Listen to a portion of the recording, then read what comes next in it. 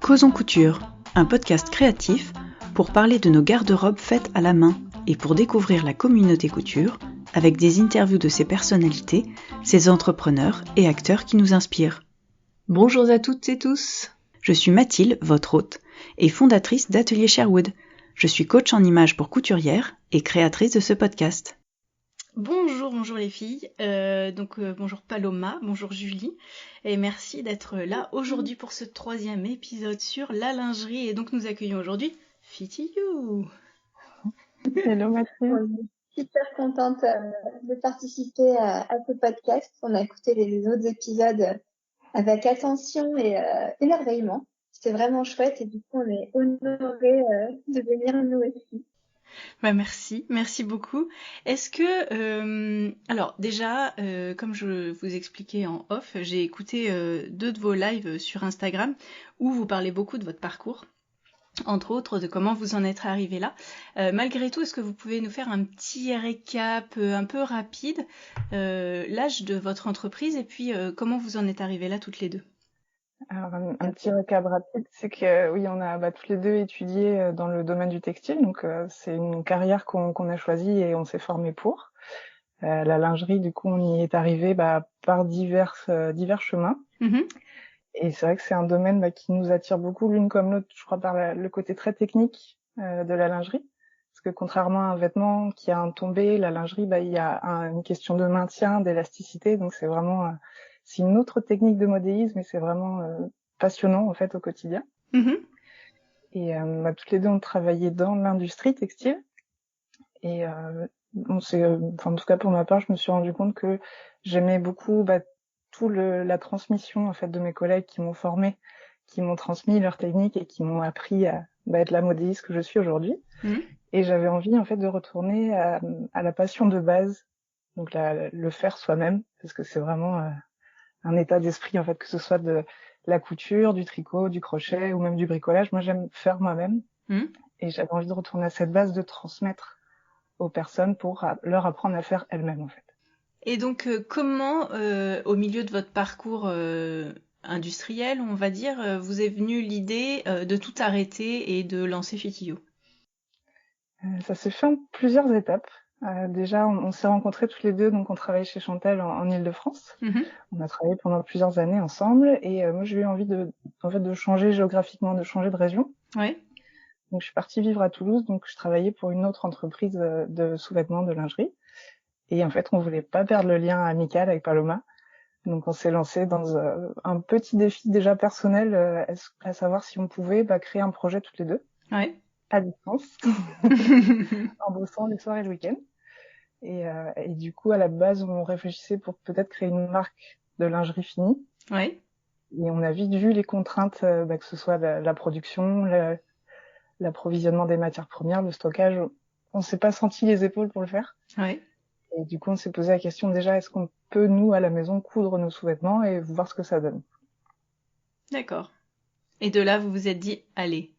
Ouais, c'est ça. Et puis c'était de faire les essais dans différentes matières, de voir ce que ça pouvait rendre et de se dire ça a l'air de fonctionner sur différentes matières, ça a l'air de fonctionner avec nos vieilles machines. Enfin vraiment, je crois que la mienne doit avoir bien 20 ans. Tout est mécanique. Mais malgré tout, on arrive à faire des choses vraiment très chouettes avec. Et c'était ça, cette idée du faire en fait, mettre à l'honneur le faire. Et aussi parce que venant de l'industrie, on voit aussi toutes les dérives qu'il peut y avoir de surconsommation et de surproduction, Ouais. de tout ce que ça engendre en matière de pollution, en matière éthique. Et on s'est dit c'est vrai que rendre quelque part la noblesse au faire et ce super pouvoir de couturière de pouvoir adapter, ajuster. En fait c'est un ensemble. C'est et l'amour du faire et l'amour de se dire c'est génial d'avoir ce pouvoir et de pouvoir adapter vraiment à soi, de créer pour soi en fait et de sortir de ce qui peut être proposé parfois en magasin, parce que des fois on trouve vraiment ce qu'on veut, des fois, on va trouver sur des sites de seconde main et c'est génial. Mais des fois, on trouve pas. Et quand on trouve pas, c'est tellement magique de pouvoir le faire, en fait. Ouais. Et du coup, pouvoir faire ça, c'était quelque chose qui nous animait.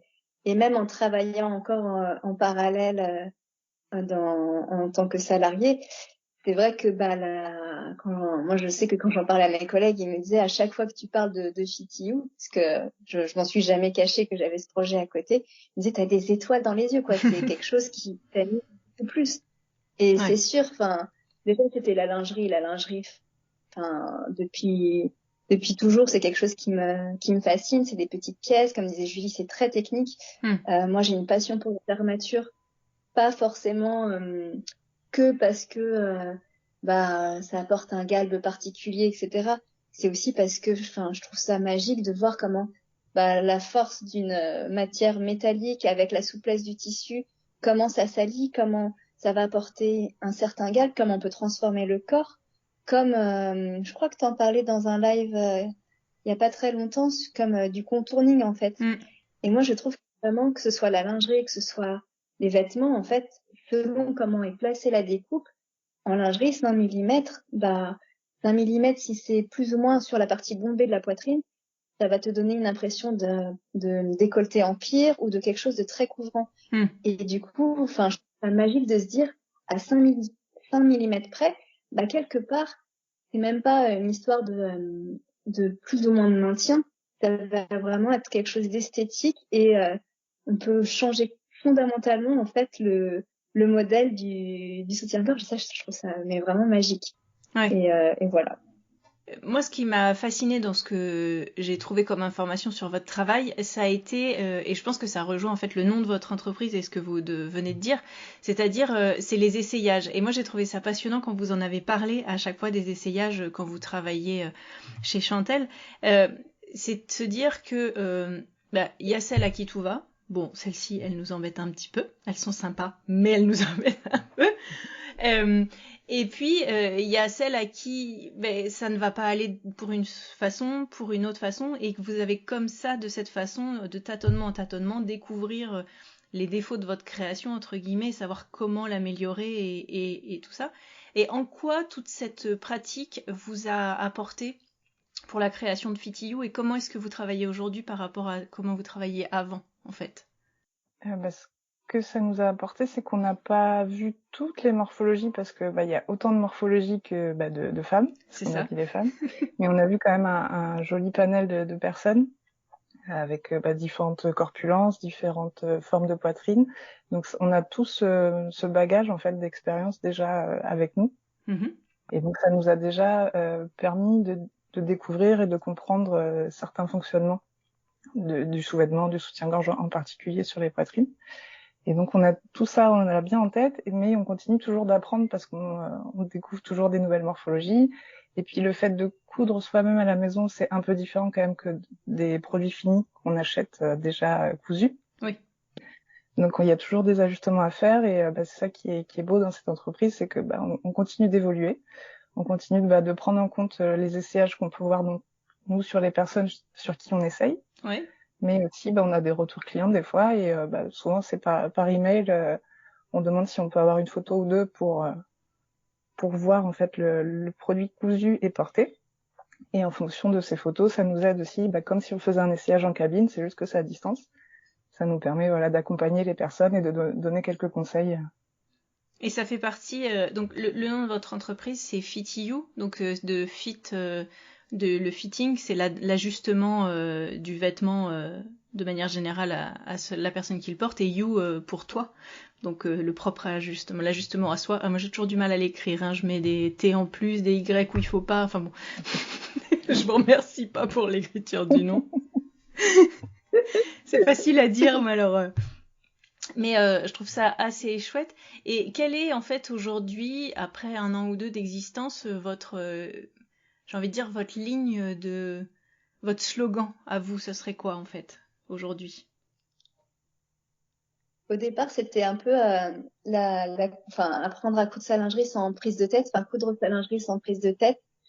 Et Je pense qu'on est plus sur finalement apprendre à coudre sa lingerie tout simplement. Enfin, Ouais. et quelque part, ça va pas plus loin. Enfin, je viens là-dessus parce que c'est vrai que souvent on nous a dit ah vos photos elles sont super, enfin c'est hyper inclusif etc. Et c'est drôle parce que nous enfin nos premières photos qu'on a fait, on n'était même pas du tout dans cette démarche-là, vraiment pas. Enfin on n'y a même pas pensé, il y avait aucune revendication, aucun engagement. C'est juste que bah pour nous c'était juste normal de montrer en fait nos modèles sur différentes personnes parce qu'on se disait bah contrairement à un modèle qu'on va aller choisir en magasin où on va pouvoir l'essayer, là on a quand même envie de quelque part d'être rassuré sur ce que ça va donner si j'achète le patron, qu'est-ce que ça va donner dans ma taille, est-ce que je vais avoir assez de maintien, est-ce que à quoi ça va ressembler. Et du coup dès le départ on se dit bah il faut qu'on prenne des photos sur différentes personnes en des tailles différentes. Et là, on a été hyper bien accompagnés par une copine de Julie qui s'appelle Stéphie, qui est photographe et qui est à fond là-dedans et déborde d'énergie et du coup a trouvé les personnes pour les shootings et quelque part, enfin toute son énergie, je trouve qu'on la retrouve dans ces photos-là. Mais au départ, il n'y avait pas du tout d'engagement autre que on veut juste on veut juste faire des patrons faciles à adapter et que chacune puisse y trouver son compte. Mais c'était tout. Enfin, il y avait pas quelque chose une revendication forte et c'était juste se dire nous c'est notre représentation normale des personnes qui nous entourent en fait. Ouais. Donc on n'a pas été chercher plus loin. Et c'est vrai que petit à petit, on nous a dit c'est bien, vous êtes inclusif. Mais en fait, nous, on n'est pas inclusif. Et au contraire, c'est les marques qui ne présentent qu'une seule forme de féminité qui sont segmentantes. Mais en fait, on ne devrait pas valoriser les marques soi-disant inclusives, mais plutôt pointer du doigt celles qui sont segmentantes et se dire en fait, c'est la normalité. Parce qu'en fait, c'est normal de montrer juste les femmes qui nous entourent et les personnes qui nous entourent. Et voilà, enfin, c'était quelque chose, on se dit, mais oui, ok, on est inclusive, mais en fait, non, enfin, ah oui, non, mais juste normal. Tout à fait, enfin, moi, c'est vrai que c'est ce qui m'a sauté aux yeux parce que sur Instagram, c'est vrai que ça va être le visuel qui va d'abord être primordial pour accrocher l'œil. Donc c'est toutes ces couleurs, avec le choix des couleurs de Kiss et donc les propositions que vous faites qui sont pleines de peps, c'est très... oui, je pense que ça se retrouve bien dans l'énergie de votre photographe. Les photos, on sent cette énergie, cette joie, le côté soleil, etc. Et c'est vrai que moi, je me suis dit, ah mais... En fait, une fille qui me ressemble quand je m'habille le matin et que je mets mes sous-vêtements, en fait. C'est-à-dire qu'elle va pas être présentée d'une certaine manière pour qu'on voit pas son bourrelet. Elle a de la cellulite comme moi. Enfin, je veux dire, sans que ce soit forcément un problème pour moi, je me suis dit, ah mais tiens, mais ça pourrait être moi. Et en fait, c'est ça qui m'a sauté aux yeux. Et je me dis que vous, à force de voir des femmes en sous-vêtements pour essayer des dizaines et des dizaines de sous-vêtements, au bout d'un moment, vous voyez des femmes, quoi. Un décor de personnes avant tout, plutôt que se dire celle-ci elle est plus, celle-ci elle est moins, celle-ci elle correspond pas, etc. Et c'est clair que c'est en ça que je trouve qu'Internet c'est intéressant, enfin Instagram, c'est de réhabituer notre œil à une forme de normalité, de naturel. C'est ça, de rééduquer son regard. C'est vrai que parce que là j'ai travaillé chez Decathlon pendant quelques temps. Et du coup, non seulement j'étais donc Decathlon, dans leur ADN, il y a quand même la pratique sportive qui est hyper importante. Et là, en plus, j'habitais à la montagne. Donc, c'est quand même un environnement où il y a beaucoup de sports outdoor et les gens sont quand même particulièrement sportifs. Donc, Decathlon plus environnement outdoor, forcément, on était sur des personnes assez sportives et ça, enfin, et c'était normal pour tout le monde. Enfin, je dis pas que c'est pas bien ou quoi, mais qu'une femme enceinte à 8 mois de grossesse fasse encore du ski. Enfin, ouais. Alors que, enfin, et c'était celle qui voulait faire attention, qui était un peu pointée du doigt. En fait, je crois que dans la majorité des femmes, on ne fait plus de ski avec les dents. C'est très bien pour faire des choses, mais je pense que si on regarde la majorité, c'est pas ça. Et la taille de base, c'était la taille 40. Et je me rappelle, quand on organisait des essayages, donc on prenait des personnes en intérim. Et des fois, quand la personne partait, les personnes non modélistes disaient mais elle est dans le taillant, elle est pas un peu grosse ou non, mais en fait, il faut juste que vous éduquiez votre regard parce que elle est juste en taille M, donc c'est une taille juste c'est même pas une taille de fou quoi. Enfin, Ouais. on est vraiment sur du basique. Enfin, les tailles les plus vendues en France, même chez Decathlon, c'est la taille M et la taille L.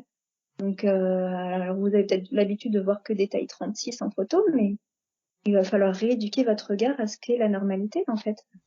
Et c'est vraiment ça. Et nous, c'est vrai que dans nos photos, on voulait juste des filles comme nous, enfin, dans lesquelles on se reconnaisse et on se dise ouais, c'est chouette, enfin, parce qu'à travers les photos, effectivement, dans le choix des couleurs, on voulait apporter de la joie, comme avec le nom des modèles, qui sont des noms de cocktails.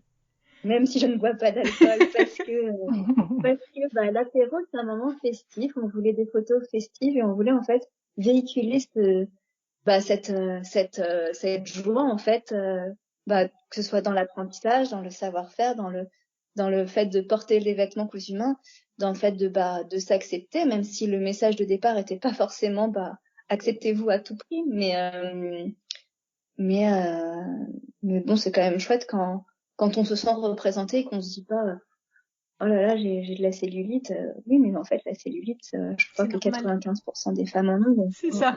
Oui, puis anatomiquement, c'est normal. Puis les filles qui ont accepté de poser pour nous, ce sont pas forcément des mannequins professionnels, c'est des sœurs, des amies, des copines de copines.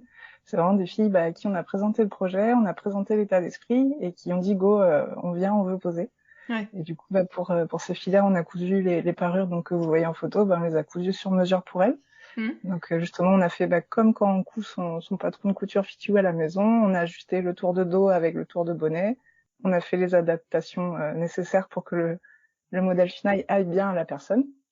Donc on a vraiment réalisé ce même processus et c'est chouette de voir que ça se ressent autant sur les photos et que nous aussi on a joué parfois les mannequins selon les séances et c'est vrai qu'on a chacune des complexes et ces moments-là nous permettent aussi de passer outre ça.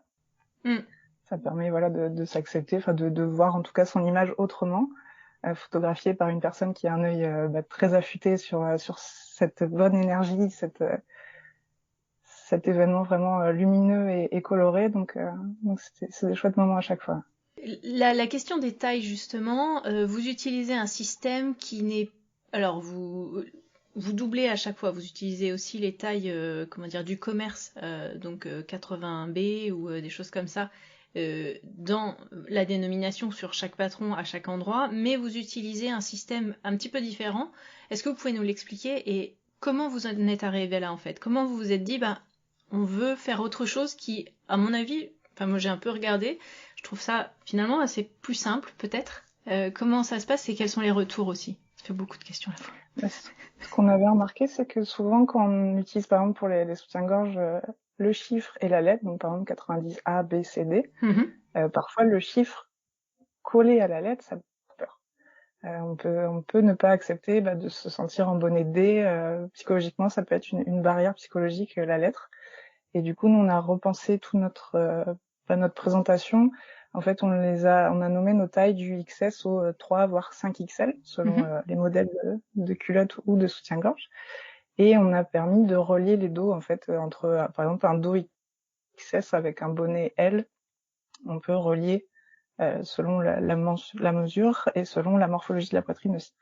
On s'est dit que ça permettait peut-être de simplifier déjà la prise de mesure et le rapport qu'on peut avoir avec la taille qu'on trouve dans le commerce.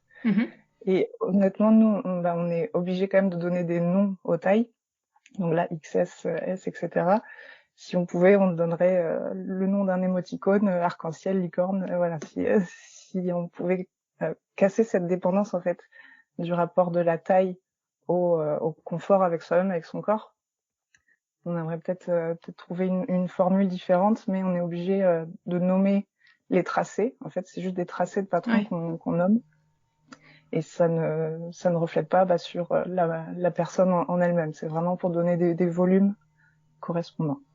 Donc en fait, il y a donc vous utilisez les lettres, donc de S à 5 ou 6 XL, et donc vous différenciez la taille du bonnet et la taille du tour de dos, plutôt que d'utiliser un chiffre et une lettre comme dans les magasins, dans l'industrie.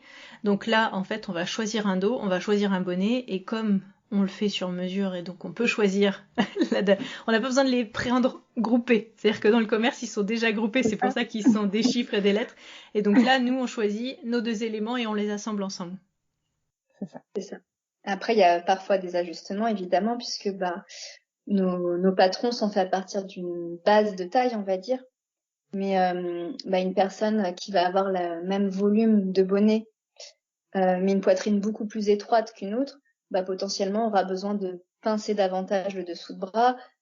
Enfin, il y a des ajustements qui sont normaux et c'est ok en fait d'ajuster le patron. Enfin, c'est le super pouvoir de la couture aussi, c'est de pouvoir ajuster. Donc même si le patron ne va pas bien du premier coup, c'est pas grave. On fait ces petits ajustements.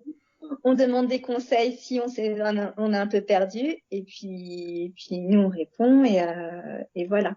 Mais c'est vrai si on avait pu partir sur des emojis, ça nous aurait très bien été aussi. En plus, je pense que ça aurait pu être encore plus festif. On aurait pu mettre des petits fruits, faire quelque chose toujours dans la joie et la bonne humeur, quoi. Chips, cacahuètes, bretzel, pistache, tu vois, un petit truc comme ça. On a commencé la réflexion. Un peu ont besoin de se raccrocher à ce qu'elles connaissent aussi. Donc c'est pour ça que là on a indiqué à peu près les correspondances de taille, sachant que évidemment selon les marques du commerce, toutes ne taillent pas de la même manière et qu'en plus de ça, chacune, enfin il y a les mensurations bien sûr, mais ça dit pas tout puisque ce ne sont que des chiffres. Et j'avais pris l'exemple d'un appartement. Alors, tu vas en venir où avec ton appartement? Et tu peux avoir un appartement de 100 mètres carrés. Oui. La chance parce que c'est grand, 100 mètres carrés. Mais il peut être agencé en L. L'agencement de l'appartement peut être complètement différent. Et c'est pareil pour les mesures que tu prends. Et d'autant plus la mesure poitrine qui est une mesure pas toujours évidente à prendre, surtout quand on a une poitrine plus importante ou tombante. C'est des mesures qui sont pas forcément évidentes à prendre. Alors qu'un tour de bassin, un tour de taille, le tour de dessous de poitrine sont des mesures relativement simples. Mais c'est vrai que celle de poitrine n'est pas facile. Et donc, il y a vraiment cette notion de regarder aussi, à peu près comment est sa poitrine, parce que il y a aussi, est-ce que c'est une poitrine lourde? Est-ce que la texture de la peau est ferme ou pas? Parce que malgré tout, c'est des notions qui sont pas du tout prises en compte dans les chiffres et qui ont un impact en fait sur le bien-aller du modèle et comment on va se sentir dedans, etc. dans la journée. Et c'est pour ça d'ailleurs que nos essayages, on ne peut les faire que sur des mannequins vivants, enfin des personnes, des vraies personnes qui vont vivre aussi dedans. Parce que il y a déjà quand on l'enfile là 5 minutes juste pour voir si c'est joli, et puis il y a comment ça vit toute la journée dedans. Exactement. Parce que ça peut être que en fait au bout d'un moment il y a quelque chose qui gêne, enfin il y a le modèle qui s'est comporté d'une certaine manière et on a besoin d'autre chose. Et sans ça en fait s'il y avait pas cette notion de la texture de la peau, de la fermeté, etc., un mannequin de bois suffirait amplement pour faire la mise au point. Mais la vraie vie, c'est pas un mannequin de bois. C'est donc à moins que tu t'appelles Pinocchio Geppetto, tu vois, un truc comme ça. Tu donnes vie. Ouais. Mais là non. Là non. Et puis, même mieux quand justement tu n'es pas trop proche du mannequin de bois, parce que comme on disait, il y a les personnes à qui tout va. Ils sont très proches d'un mannequin de bois où il y a rien qui bouge, rien qui dépasse. Mais dans la vraie vie, c'est pas ça. Et du coup, nous, on a besoin de vraies personnes parce que c'est comme ça qu'on aura la mise au point la plus juste et la plus appropriée pour la majorité d'entre nous. Même si, évidemment, comme je disais, on part d'une base, d'un type de morphologie, évidemment. Mais derrière, il y a des ajustements à faire selon les besoins de chacune. Et c'est normal. Et c'est pas qu'elles sont mal foutues. Non, pas du tout. et que c'est normal de faire des ajustements. C'est pas grave. Bah, c'est ce que je dis beaucoup quand je fais les accompagnements de coaching en images, c'est-à-dire qu'il faut bien partir d'un standard pour diffuser largement un modèle, et même si on travaille son standard, comme vous dites, en test, en préparation, en essayage, mais il y a un moment, il faut bien quelque chose qui va être le plus largement convenir à la plus large population pour ensuite se décliner sur le physique de chacun, et donc forcément il y a des ajustements, mais il faut bien partir de quelque part pour diffuser un produit en fait. Tout à fait. Sur le fait que vous prenez le temps justement d'accompagner vos clientes et que justement votre slogan c'est apprendre à coudre sa lingerie. Quelle a été dans vos choix et aujourd'hui comment ça se vit la partie pédagogique, c'est-à-dire que quand vous avez fait vos études et que vous avez travaillé dans la haute couture, enfin dans la couture industrielle de lingerie, j'imagine que c'est plutôt la partie technique que vous avez travaillé plus que la partie pédagogique. Comment ça vous est venu d'avoir envie d'accentuer sur la pédagogie, et aujourd'hui vous avez l'air d'avoir plaisir à partager ça. Vous allez nous dire comment peut-être dans vos produits, mais voilà, ça prend quelle place aujourd'hui et pourquoi, comment? Mais la pédagogie, en fait, a toujours fait partie de Fit You, de l'ADN de Fit You, parce qu'on savait que en créant des patrons, en créant des tutoriels, même le plus détaillé possible, et nous on utilise et des photos et des textes pour accompagner dans les tutoriels, on sait bien que l'intégration de l'information peut être différente d'une personne à une autre. Il y a des personnes plus visuelles, d'autres qui sont plus textuelles. Donc déjà, on essaye de vraiment proposer des tutoriels clairs, simples et accessibles. Donc c'est déjà un début de pédagogie dans la démarche. Et c'est vrai que la pédagogie, enfin l'envie de transmettre ce qu'on nous a transmis, a toujours fait partie de nos discussions toutes les deux. Et rien que dans le monde de l'entreprise, souvent quand il y avait des nouvelles personnes, on avait tendance à les former, à leur transmettre déjà le process et les informations pour qu'elles puissent elles-mêmes être autonomes derrière. Et c'est franchement la suite logique du coup, mais pas dans le monde industriel, mais dans le monde du do-it-yourself à la maison. Ouais. Et on s'était dit que à la création de Fit You, donc il y aurait d'abord les patrons, les tutoriels, ensuite il y aurait l'équipe de couture, et une fois que tout serait bien établi, il y aurait également des ateliers en présentiel. Et donc ça a mis un peu plus de temps que prévu, mais là ça y est, les premiers ateliers ont eu lieu où justement on peut échanger en direct, en physique et sous la machine avec les élèves. Et c'est vraiment, ça confirme vraiment ce souhait de transmettre et de répondre en direct aux questionnements, et même à la suite des ateliers, si jamais les personnes ont à nouveau un doute, on est tout à fait joignable pour leur répondre. Et donc toi Julie, t'es en Bretagne près de Brest, et toi Paloma, t'es dans le sud des Landes. Vous êtes chacune au nord et au sud sur la côte atlantique. Comment vous faites les cours, les ateliers, qui les donne et où, comment? Alors les cours vidéo, du coup, c'est vraiment un travail, on peut dire collectif, Ad.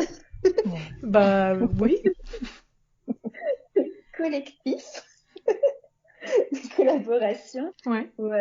Après, moi, c'est vrai que parce qu'on a commencé à faire les premières vidéos, moi, j'avais pas encore vraiment de chez moi à ce moment-là, et du coup, j'avais juste pas la place en fait pour installer quelque chose d'à peu près propre et avec suffisamment de recul pour que ce soit clair pour les personnes derrière. Donc Julie a filmé les vidéos pour les coffrets couture, et ensuite pour la mise de la voix, on a fait un peu chacune notre tour. On s'est arrangé pour que ce soit vraiment une vidéo à toutes les deux. Après, pour les ateliers physiques, ça va dépendre du lieu géographique. Là, Julie a animé des ateliers du coup à Guipavaz, donc proche de Brest. Et moi, j'envisage d'animer des ateliers à Biscarrosse et à Bordeaux, puisque je suis à 1 heure et demie de Bordeaux, selon la localisation dans Bordeaux.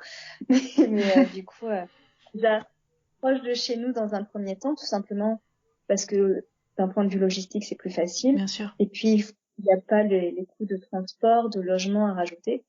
Que c'est, forcément, on essaie de voir, la location du lieu, d'arriver avec le matériel.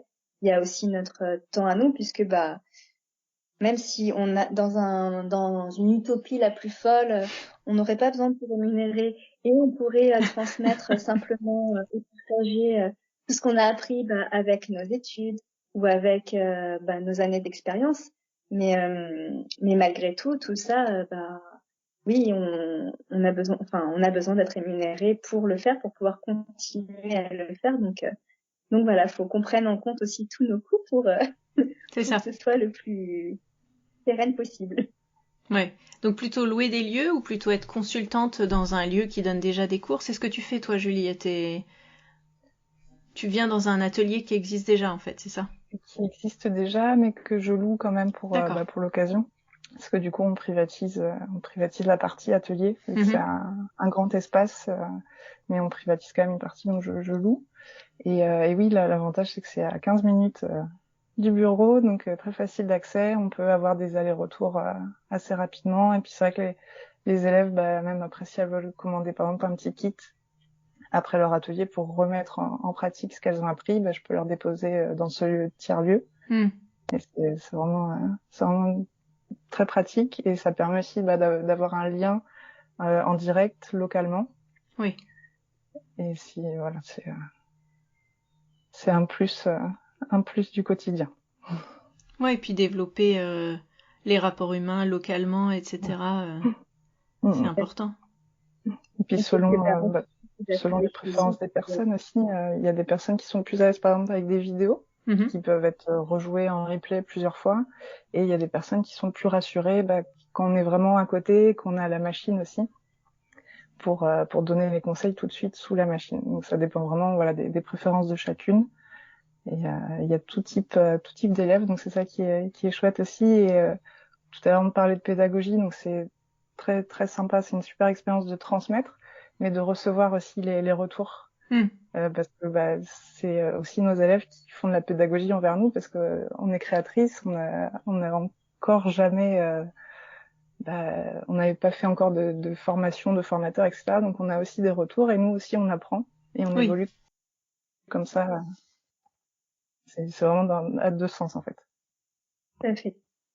D'ailleurs, c'est vrai qu'on a entre les tout premiers patrons qu'on a fait et là les derniers, les tutoriels ont aussi évolué, mais ça c'est simplement grâce au retour des clientes, quand on voyait des questions qui revenaient, ou c'est vrai que maintenant systématiquement on fait tester nos patrons à d'autres couturières, donc même si le tutoriel est déjà prêt, le patron est quasiment abouti, mais en fait on organise des tests pour qu'elles puissent nous dire s'il y a des endroits où ça coince, où elles comprennent pas trop, comme ça on peut mettre à jour les tutoriels.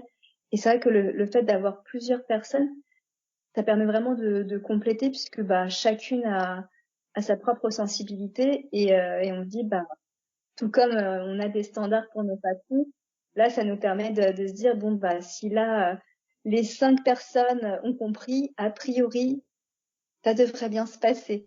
C'est ça. Ça n'empêche qu'il peut y avoir des questions derrière, mais en tout cas, nous, on est plus sereine quand on sort notre patron en disant, voilà, là, on devrait être pas mal. Et c'est vrai que tous leurs retours ont fait évoluer nos tutoriels au fur et à mesure du temps. Et là, récemment, on a ajouté des tailles sur 2 de nos patrons de bas. Et on s'est dit, quitte à rajouter des tailles, on va revoir le tutoriel, quoi. Ouais. Et c'est vrai que même comme ça, on s'est dit, ah ouais, on a évolué quand même. C'est quand même plus clair maintenant. Mais du coup, c'est chouette aussi de se dire de voir l'évolution. C'est bien. Nous aussi, on évolue. Oui, tout à fait. De toute façon, c'est ce que disait Julie. Si vous avez commencé tout juste à donner des cours, dans 6 mois, 1 an, vous aurez évolué. Et ce que vous proposez aujourd'hui sera encore, alors mieux, je sais pas, mais qui sera différent, et en tout cas plus mature, plus mûri, peut-être plus complet. Puis on apprend de l'expérience, justement, de l'expérience du passage d'informations aujourd'hui, quoi. Tout à fait.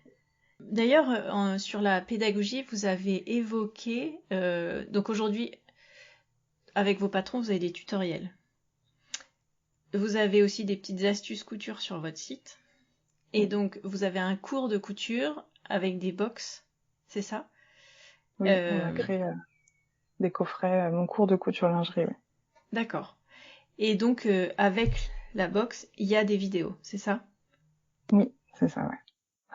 C'était pour répondre à une demande en fait de mercerie qui aurait souhaité. Il y a plusieurs merceries avec qui on avait eu contact qui auraient souhaité proposer des patrons pochettes pour leurs clientes, mais n'avaient pas forcément la connaissance en fait des matières nécessaires ou des fournitures adaptées. Et du coup, suite à ces différents retours, pareil, on a réfléchi à quelque chose qui pourrait être proposé en mercerie sans que eux aient besoin de proposer ou de commander différentes matières et fournitures. Mais l'avantage du coffret, c'est que tu as de la dentelle, les élastiques nécessaires, donc soit pour coudre une culotte, soit une brassière. Et tu as le patron imprimé qui est inclus dedans, ainsi que la vidéo. Comme ça, les merciers et mercières sont assurés que leurs clientes ont tout le nécessaire sous la main et que qu'après elles auront des informations chez elles, qu'elles peuvent nous contacter pour ensuite différentes questions. Et ça permettait que les merceries n'aient pas besoin de passer commande de matières et fournitures dont elles ne sauraient pas forcément que conseiller pour coudre sa lingerie. Et vous avez des bons retours justement par les merceries sur ces kits? Oui, on a eu plusieurs retours. Et c'est encore un nouveau produit, donc il est encore peu distribué. Mais c'est vrai qu'il y a quelques merceries qui nous ont fait confiance et pour l'instant on a eu des super retours. Donc ça, c'est vos kits qui sont dans une boîte, il y a tout. En fait, on achète ça et on est bon. Parce qu'en fait, le système de votre site, par ailleurs, c'est des kits, j'ai envie de dire, mais où là, il y a des options. Est-ce que vous pouvez expliquer un petit peu comment ça fonctionne chez vous? Bien sûr. Alors, en fait, c'est vrai qu'au départ, on était parti sur proposer uniquement des patrons en disant, tiens, une culotte, c'est simple, et puis on peut découper dans un vieux t-shirt, comme ça, toujours dans cette démarche, on produit pas plus de déchets, ce sera très bien. On a une brassière en chaîne et trame, justement, en disant, tiens, les filles, elles pourront utiliser leur chute d'autres projets de couture et en plus, ce sera facile de trouver des imprimés assez sympas. C'est beaucoup moins évident pour les matières adaptées à la lingerie en général. Et du coup, au départ, c'était ça l'idée. Et très vite, on s'est rendu compte qu'il y avait énormément de questions sur les fournitures, les matières à utiliser pour coudre la lingerie. C'était vraiment ça qui pêchait et qui était le plus difficile finalement. C'était même pas la partie couture, c'était vraiment la partie approvisionnement des matières. Du coup, on s'est dit effectivement, enfin, on a cette connaissance de quel élastique va où, enfin comment faire. Et là aussi, les kits ont évolué puisqu'au départ, c'était un kit qui comprenait l'ensemble des fournitures, un kit plus complet, mais où du coup, souvent, on avait la question de mais il me manque la doublure rigide. Et en fait, elles avaient utilisé le fond coton pour la culotte. Donc, en fait, c'était pas assez clair encore pour chacune de quelle matière, à quel emploi, doit se placer à quel endroit, parce que en fait, ça change fondamentalement le produit si on n'utilise pas les bonnes matières, encore plus que dans le prêt-à-porter. Alors du coup, on était très pointilleuse là-dessus. Non, faut vraiment utiliser ce type de doublure parce que sinon, en fait, notre modèle n'ira pas. Et on pourra rien faire. On est désolé. Là, il faut vraiment utiliser ce qu'il faut. Et c'est comme ça que c'est venu. En fait, c'était vraiment l'idée de se dire, ça va faciliter la vie des personnes d'avoir un kit selon le projet. Donc, parce qu'on si on a envie de coudre une culotte, on n'a pas forcément besoin du cache-armature, pas forcément besoin des agrafages. Enfin, selon le projet qu'on a, on n'a pas besoin de tout. Donc, on s'est dit, on va faire un kit culotte, un kit brassière, un kit soutien-gorge avec les besoins selon les projets. Les métrages ont été calculés en fonction de nos patrons, mais évidemment, ça peut correspondre à d'autres patrons de lingerie puisque les matières sont sensiblement les mêmes que pour d'autres patrons. Sur le même type de projet, pour le coup. Exactement. Et puis, c'était aussi cette idée de se dire, oui, mais si on fait que par rapport à son patron, c'est vrai qu'elles doivent, s'il y en a qui veulent racheter un kit, mais qui ont déjà le patron, elles n'ont peut-être pas envie de revoir une deuxième fois le patron. Alors que là, elles ont le choix de choisir un autre patron de notre gamme, puisque du coup, l'achat d'un kit offre 15% sur tous les patrons PDF. Donc, au moins, ça permet de varier les produits si on a envie. Et on propose 2 options de fourniture selon le besoin de maintien aussi.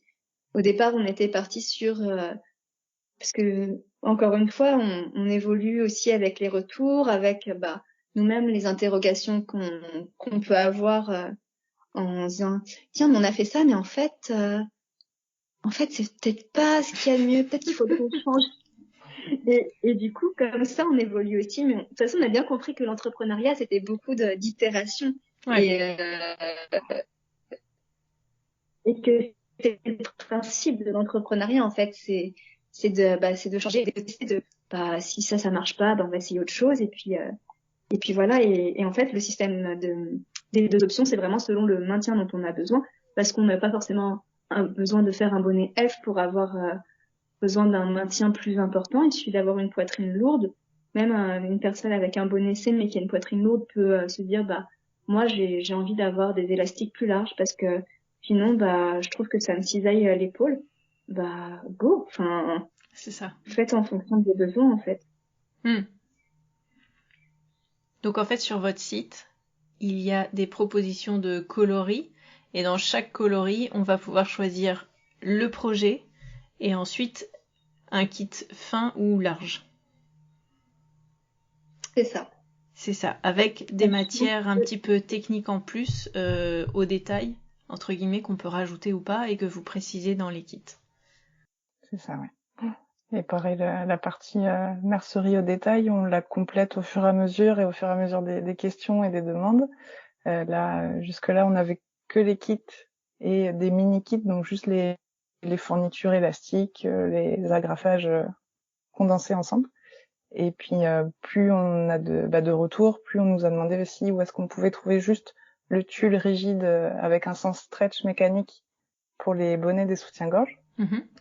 Donc du coup, on s'est dit si on propose juste le coupon de ce tulle rigide là, ça pourrait aider dans la recherche et aussi dans la réalisation du modèle avec le moins de défauts possible.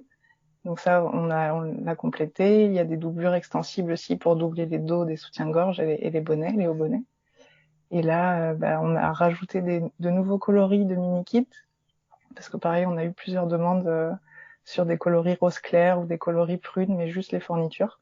Ouais. Donc pareil, au fur et à mesure, on essaye de compléter cette offre-là et de répondre aux envies et aux besoins de chacune. Et également, en technique, vous avez les matières techniques pour les culottes menstruelles. Elle est arrivée quand dans votre proposition, cette culotte, au début? C'était quelque chose que vous aviez bien en tête ou ça s'est fait un peu après? Ça s'est fait un petit peu après la culotte menstruelle. On a sorti le patron, je crois, en novembre 2021, je crois. Ça fait 1 an et demi, 2 ans. Et par contre, on avait sorti un kit, donc avec toutes les matières et fournitures qui allaient bien avec notre patron. Donc là, il y avait un kit complet pour coudre 1 ou 3 culottes. Mm-hmm. Et en termes de logistique sur le kit, c'était alors les kits, c'est moi qui les coupe et qui les stocke à mon domicile. Et j'ai pas une maison avec une extension encore, donc en termes de logistique, de stockage et de découpe, c'était pas évident. Ouais. Donc on a vendu un certain nombre de kits jusqu'à arriver à la fin de la matière. Et on a décidé de pas le reproposer tel que, mais par contre de proposer vraiment les matières techniques. Donc c'est la micro éponge de bambou, mm-hmm. L'insert absorbant et aussi le pool, donc c'est l'insert qui est lui imperméable. Oui. Parce qu'on a trouvé un super fournisseur qui a un pool vraiment très fin. Vraiment, c'est le plus fin qu'on ait trouvé, donc ça évite l'effet un peu bruit de couche. Et là, il est vraiment fin, il n'y a pas de surépaisseur, il n'y a pas de bruit quand on s'assoit ou quoi, il est très confortable. Et on s'est dit que c'était dommage quand même de pas le proposer parce qu'on sait que ce sont des belles matières techniques. Donc voilà, à ce jour, on propose ces 2 matières-là au détail. On verra par la suite selon l'organisation, la logistique, si on refera des kits ou pas, mais en tout cas, on a laissé cette possibilité-là. Et comment vous sourcez aujourd'hui vos matières? Comment ça se passe? Vous avez utilisé vos contacts précédents? Vous avez des critères? Comment ça se passe? Il y a plusieurs pistes parce qu'on essaye d'avoir plusieurs options et on a démarré. Alors au tout début des kits, c'était mon ancien employeur toulousain en fait qui avait une usine où il fabriquait tout. Donc tous les élastiques, tous les agrafages, les dentelles, etc. Et en discutant, donc quand j'ai quitté l'entreprise, on est resté en très bons termes. Et au tout démarrage, c'est eux qui ont offert en fait les matières et fournitures, donc ce qui nous a permis de tester les premiers kits. Mm-hmm. Et depuis, on a sourcé différents fournisseurs. Là, on a trouvé aussi un super fournisseur qui revend des fins de stock, donc de grandes marques de lingerie. Mm-hmm. Donc c'est des coloris très sympas avec vraiment c'est des dentelles qu'on a pu retrouver peut-être il y a 1 ou 2 ans en magasin et que du coup il reste des métrages pour les marques. Ouais. Elles le revendent en gros et ça permet à nous petites créatrices de pouvoir en racheter dans des quantités qui sont suffisantes pour nos clientes mais pas trop pour pour pouvoir stocker. C'est ça, le nerf de la guerre. Et on a encore quelques pistes. On découvre au fur et à mesure des pistes de fournisseurs. Et, on essaye. En tout cas, on ne fait pas produire pour nous, ça c'est sûr. On rachète forcément que des stocks existants et de préférence des stocks dormants pour pouvoir redonner une seconde vie à ces matières et que chacune puisse les coudre à la maison. Qu'est-ce que vous appelez exactement des stocks dormants ? C'est des stocks que les marques ne vont pas utiliser. Donc qui du coup ne sont heureusement plus voués à aller à la destruction, mais à être rachetés justement par des petites structures. Donc c'est des matières que les marques ne réutiliseront pas et que des créateurs et créatrices pourront elles utiliser. D'accord, c'est un peu comme les fins de date courte au supermarché. Au lieu d'aller à la poubelle, elles sont remises dans le circuit à leur façon. C'est l'idée, oui. Ok, très bien. Vous avez évoqué, alors juste sur les fournitures, en termes de matière et de fabrication, on est d'accord qu'on n'est quasiment pas dans des matières naturelles, avec les élastiques et tout ça. Pour le coup, non. Ouais, vu qu'il y a forcément de l'élasticité, ça fait forcément appel à la pétrochimie. Ouais. Et c'est pour ça aussi qu'on essaye de sourcer du coup des matières déjà existantes pour ne pas refaire produire et nous ne pas faire une demande de pétrochimie, de création de pétrochimie, mais plutôt utiliser ce qui existe déjà. Oui. Donc en fait, la question de où ça a été créé est moins importante que finalement de se dire on va pas faire créer pour nous, mais on va prendre les fonds de tiroir des plus grands pour créer quelque chose d'autre. C'est ça. Mais c'est vrai que pour le coup, ce questionnement de comment on peut être le moins impactant possible pour notre planète, c'est quelque chose qui n'est pas propre que à nous. Beaucoup d'entreprises le prennent en compte. Et pour le coup, je sais que chez Decathlon, il y a des personnes vraiment, qui consacrent énormément de temps à ça. On dit souvent, il faut produire plus local, mais alors, pour le coup, Decathlon, c'est international, donc local, qu'est-ce que c'est? Est-ce que c'est Europe? Est-ce que c'est Asie? Ça veut tout et rien dire. Et en fait, chaque entreprise choisit un axe pour valoriser certaines choses. Et je sais que dans leurs études, des fois, ils se posaient la question, est-ce qu'il vaut mieux qu'on fasse un t-shirt en coton bio ou qu'on fasse un t-shirt en polyester recyclé?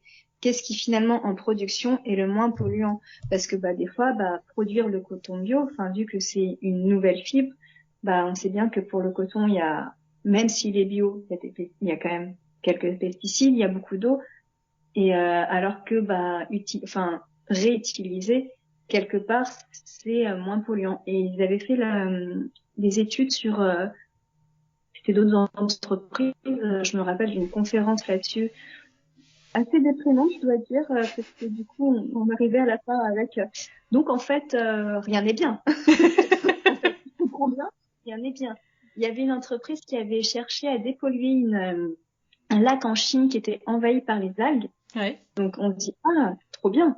Sauf qu'en fait, pour faire quelque chose de cette algue, il fallait brûler l'algue à un certain degré qui faisait que ça utilisait beaucoup plus d'énergie que si tu utilisais une autre matière plus proche. À chaque fois, c'était des choses où on disait si tu penses à la matière dans sa globalité, bah tu te dis ah ouais non mais en fait j'avais pas pensé à ce truc-là.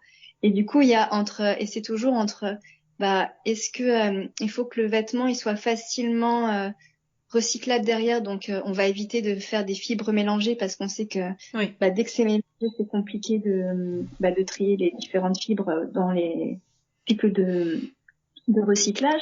Ou est-ce qu'il faut pas plutôt axer sur la durabilité et qu'en fait bah ton vêtement il va durer tellement longtemps, il va être intemporel, le tissu va être tellement résistant que bah quelque part il y aura pas besoin de le recycler puisque il va vraiment aller très très loin dans le temps.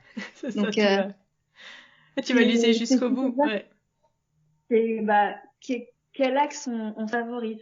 Et je sais qu'il parlait d'un nouveau business model, mais bon, je crois qu'ils sont pas tous prêts et ça va dépendre des marques. Mais du coup, je reviens sur Decathlon du coup, mais ils ont 3 gammes en fait. La gamme 100 c'est la gamme débutant, la gamme 500 c'est la gamme intermédiaire et la gamme 900 c'est la gamme un peu plus experte. Et en fait, bah ce qui rapporte le plus et ce qui se vendait le plus jusqu'à présent, parce que le slogan de Decathlon c'est rendre le sport accessible à tous. Et donc dans ce accessible, il y a aussi accessible en prix. Oui. Et finalement, c'est la gamme 100 qui ressortait, et c'est celle qui est produite en énorme quantité. Ouais. Et du coup, il disait, est-ce que, bah, dans une démarche de durabilité et de garder notre planète viable le plus longtemps possible, est-ce qu'il vaudrait pas mieux qu'on favorise plutôt les gammes 500 et 900, qui du coup sont peut-être moins accessibles en prix, mais que derrière, on trouve un moyen de les revendre en seconde vie d'occasion, parce que vu qu'elles seront finalement plus résistantes, et ben la seconde vie sera possible sur ces produits-là, alors que ça ne l'est pas sur des produits de la gamme 100. Donc il y a beaucoup de réflexion derrière tout ça. Ouais, non mais c'est sûr. Hein. Et puis c'est de se dire voilà, est-ce que je produis éthiquement à l'autre bout du monde, et si je fais rapatrier en je sais pas quoi, bah ça va utiliser tout le carbone qu'on a gagné en faisant autrement. Enfin, c'est ça, il y a tellement d'axes à prendre en compte, on peut pas être juste sur un truc quoi. C'est... Et puis on peut se dire mais c'est fabriqué en France puisque le tissage est fait en France, enfin en France ou en Europe, puisque en France forcément le coût du travail n'est pas le même. C'est ça. Donc souvent quand on dit Europe, on va en plus de plus en plus loin reculer sur les frontières de l'Europe. D'un coup, on est vachement plus large sur l'ouverture de l'Europe. Bah oui, parce que c'est des coûts et puis c'est pareil. Enfin moi je me rappelle une copine qui m'a dit "Oh, ce serait bien que vous vendiez des vêtements sur mesure." J'ai dit "Non, mais tu te rends pas compte du coût que ce serait. Il y a très peu de personnes qui pourraient se permettre vraiment pour que et moi je puisse en vivre et que tout soit viable." Bah en vrai, il y a une réalité aussi qui est là, c'est que le coût de la main-d'œuvre en France, parce que tout est plus cher aussi, donc forcément le revenu moyen est plus élevé et tant mieux pour nous. C'est ça. Mais du coup, c'est vrai qu'on peut se dire, le tissage est fait en Europe, la fabrication est faite en Europe, bon c'est très bien, c'est plus local, on va dire, ça vient pas de l'autre bout du monde. Mais la fibre qui a été utilisée pour faire ce tissage, elle vient d'où? Elle vient pas toujours d'Europe. Donc quelque part, des fois, c'est un peu on dit que ce qu'on a envie de dire, hein, ce que vous avez envie d'entendre. C'est comme Made in France parce que ça a été designé dans un bureau à Paris, mais que tout le reste a été exporté hors de France. Enfin, c'est un peu on se fiche de nous, quoi.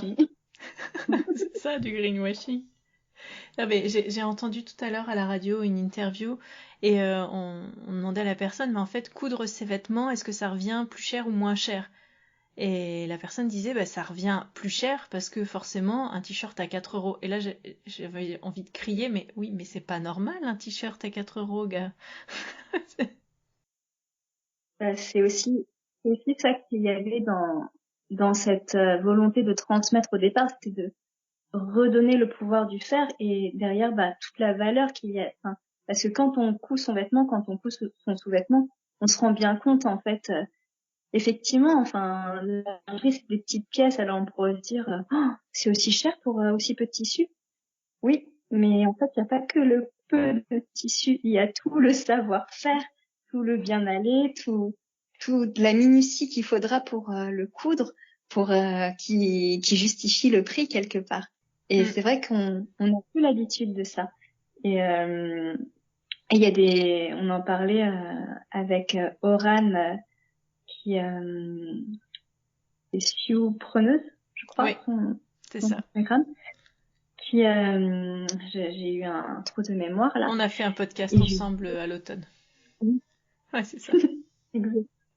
Et du coup, on en parlait et je disais, c'est vrai que quand on va chez le coiffeur, en fait, on voit le coiffeur, même souvent des coiffeuses en vrai, c'est ça. qui on voit le temps qu'elle va passer. En fait, on se rend compte de son travail parce qu'on le voit. Ouais. Alors que dans un vêtement, quelque part, on ne voit pas ce qui est fait, on ne voit pas toutes les opérations, de l'extraction du fil, du tissage, tous les intermédiaires qu'il peut y avoir, on ne voit pas leur métier, c'est complètement invisible et du coup, c'est difficile de se rendre compte de la valeur des choses quand on ne voit pas ce que c'est.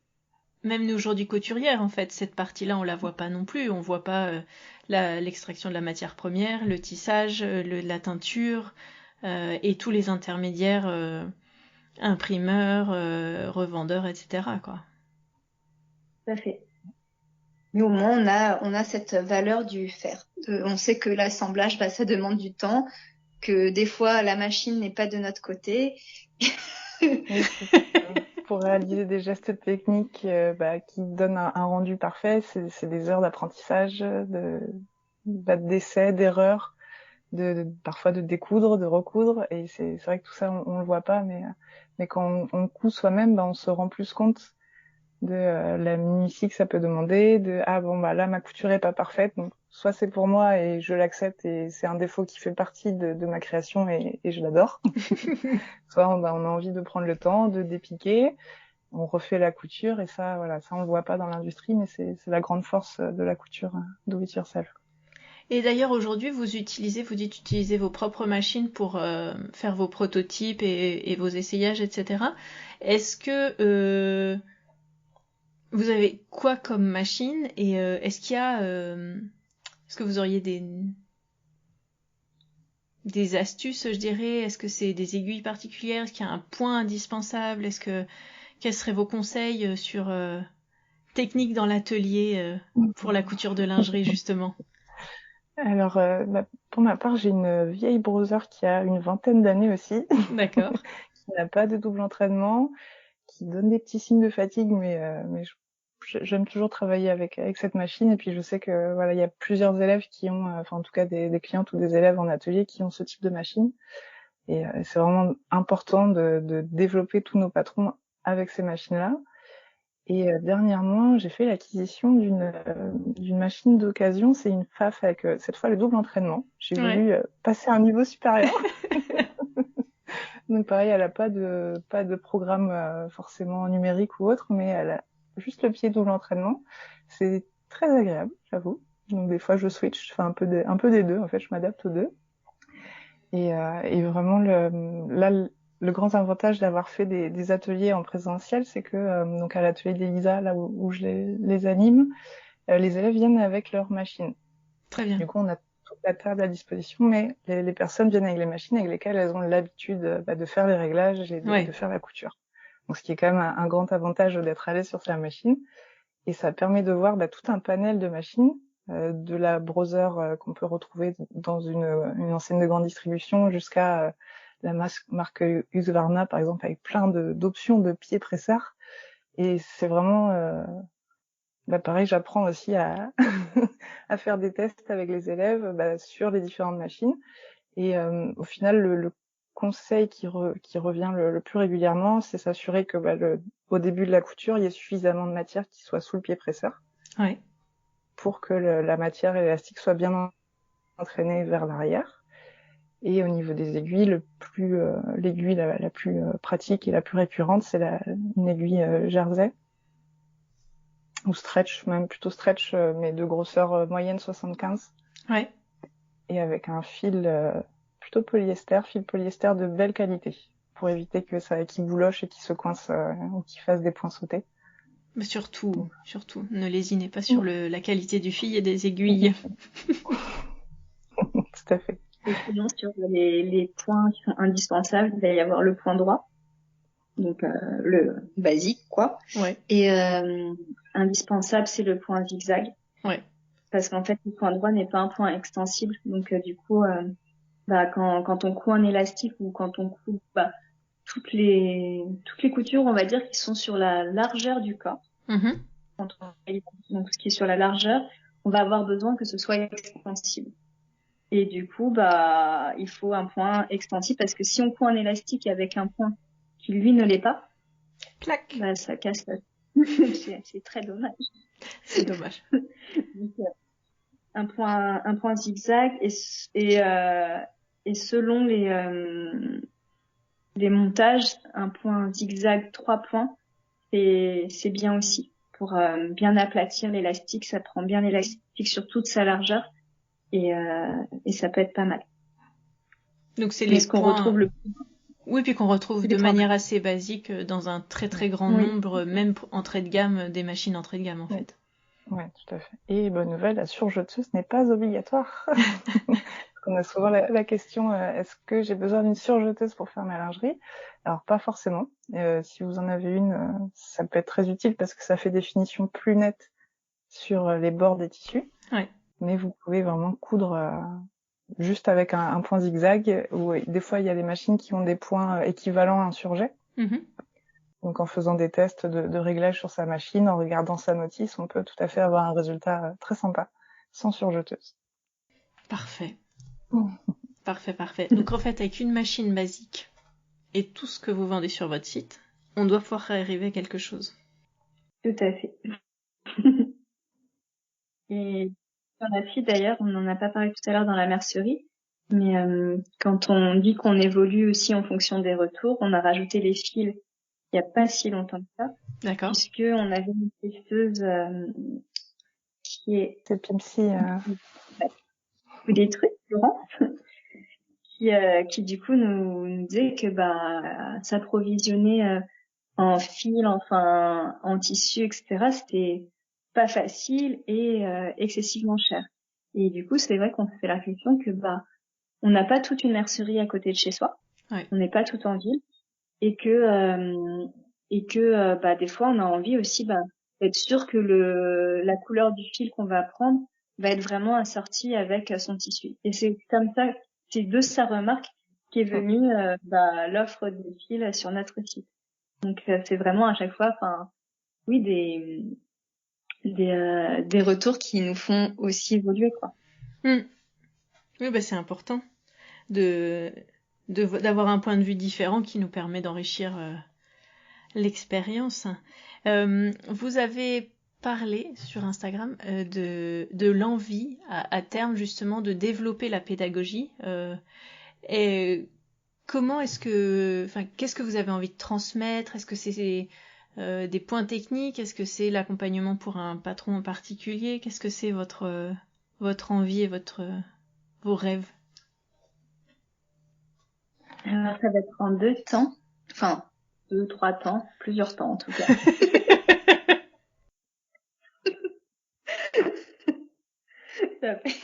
On veut favoriser dans un premier temps, en fait, les astuces couture qu'on trouve déjà sur notre site, mais en vidéo. Puisque, comme on disait, chacune a un apprentissage différent, des besoins différents, et il y en a qui sont vraiment plus sensibles à la vidéo, et du coup, on dit que c'est vrai que ça peut être chouette d'avoir ces basiques-là, en tout cas, disponibles en vidéo rapidement. Donc ça va être les premières vidéos qu'on souhaite apporter. Ouais. Ensuite, on est en train d'écrire un livre qui va sortir au mois de septembre. Et pour ce livre, c'est pareil. On veut absolument avoir quelques vidéos pour accompagner d'autant plus en fait les personnes qui vont l'acheter dans leur couture. Et dans nos rêves les plus fous, on continue sur quelque chose de plus la FITU Academy. Ça se trouve, ce nom va rester parce qu'à force de déconner avec ça, ça risque de rester.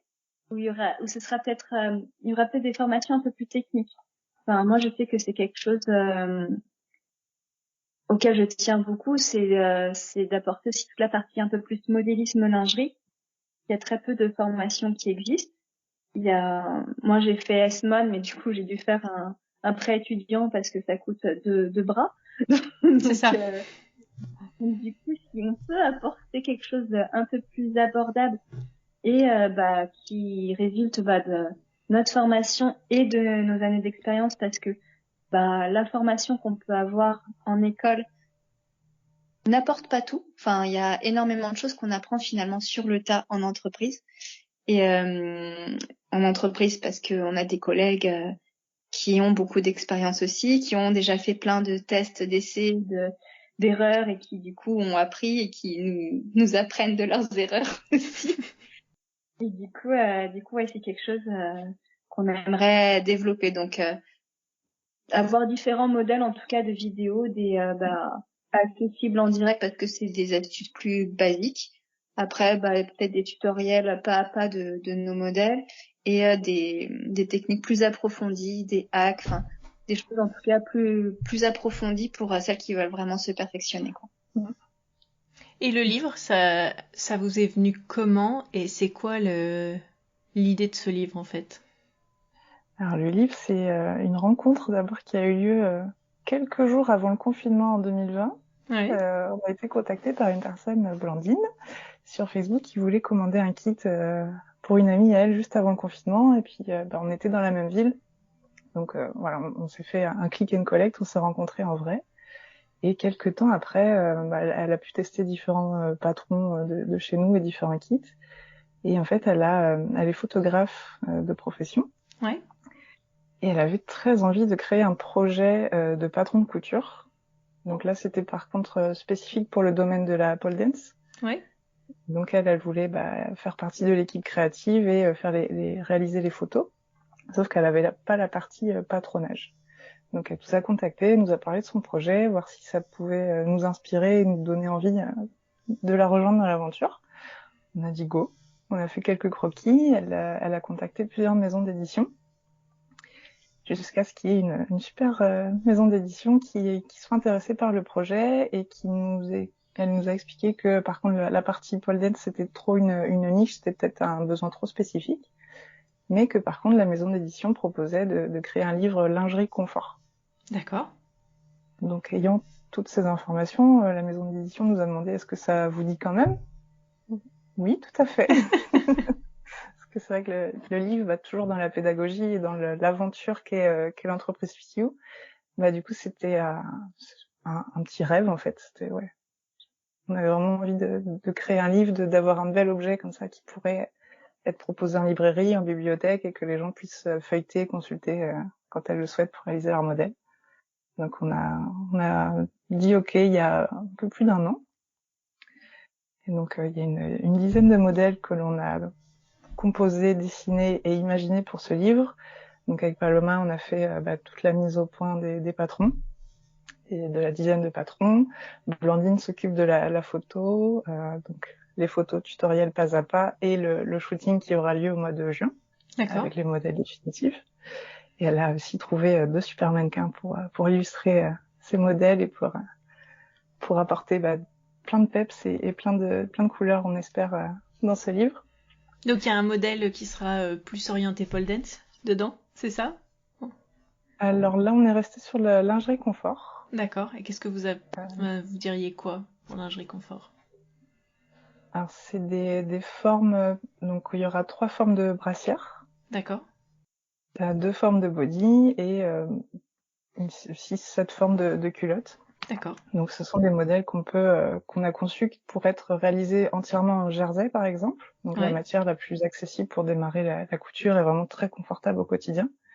Mais les découpes qu'on a créées et les formes des sous-vêtements en fait permettent de faire des petits hacks, d'adapter à ses envies, à son style. Donc par exemple, il y aura des ceintures qu'on peut faire soit avec un tissu au pli, donc ça peut être du jersey, ça peut être du tulle extensible, ou sinon en dentelle.